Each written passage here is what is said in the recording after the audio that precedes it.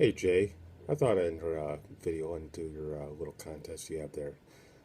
Back when I was in the military, me and Buddy, we'd go out driving around in this little Citroen GS Club. If you've ever seen one, they look like kind of like a bullet with a on wheels. They're bullet shaped, chopped off rear end. So we on the weekends we'd go around and decide to go somewhere. And I was always the driver because it was my car. And my friend Joe, he was always the co-pilot. And sometimes our one other friend, as we were leaving, would always like catch us as we were leaving and say, "Hey, where are you guys going? Hold on, let me go grab my stuff." And every time when he'd grab his stuff, he'd grab a box of Pop Tarts and a toothbrush and maybe a sleeping bag if we're going to stay out all night long or all weekend. And Joe would be, given the directions, and you know, it was always funny because he'd be like, "Turn right here," and we'd be coming right up on the turn.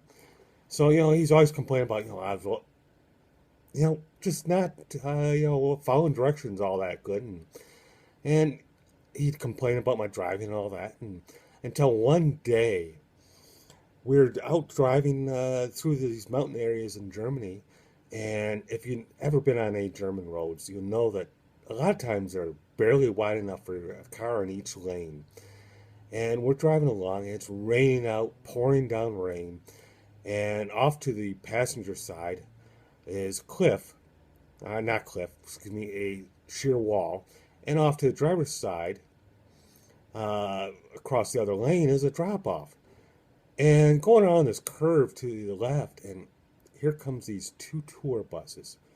It's just pouring rain, and and you just couldn't hardly see. And all of a sudden, I have these two tour buses, and I basically just more or less just drove, and it was a miracle that we went past the buses, and my friend goes white as ghost as we're going past these buses, and he goes, after we get past, he goes, "I'm never gonna complain about your driving again."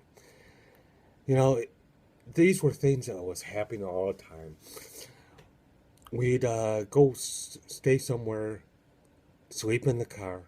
One time, we slept, parked the car up on this little bit of a hill, and about halfway through the night, we hear this, bah, bah, bah, and we wake up. And there's three of us in there, and our friend that would sometimes come along, he was in the back, and he was, for some reason, just he wakes up and he goes, "Look, mutton!" And down on the road and around the car is all these sheep and a sheep herder with one of those, crooks like you'd see in the old stories of sheep herders. We're like, where did they all come from? And, another time where, just me and Joe were sleeping in the car at the edge of this cornfield. And I wake up in the morning and, I hear this tractor running, and I look in the mirror. Oh crap, Joe, here comes the farmer. And it's like, I'm like all freaked out because I'm thinking, farmer, he's going to come and maybe chase us off with his shotgun. And the farmer just drives by. He goes, just waves at us. And Joe just cracks up laughing. There was many stories, when we'd go driving around, and this car, it was an okay car. The one time, the starter started to go on it. So we'd have to push start the car every so often. So with this car, it had a hydraulic suspension in it. And when it sat overnight, it felt like you were stepping from the ground back onto the ground. So when you push started the car, with this with the suspension all deflated from the hydraulics not pumped up. It felt like you were just scraping the ground until it started up and raised up and got to the driving position. You know, I miss that car, but then again, it was a little piece of crap. I mean, it's a wonder that it never left us stranded, but it never did. Joe, he still complained about my driving after the rain incident with the buses, but we had fun.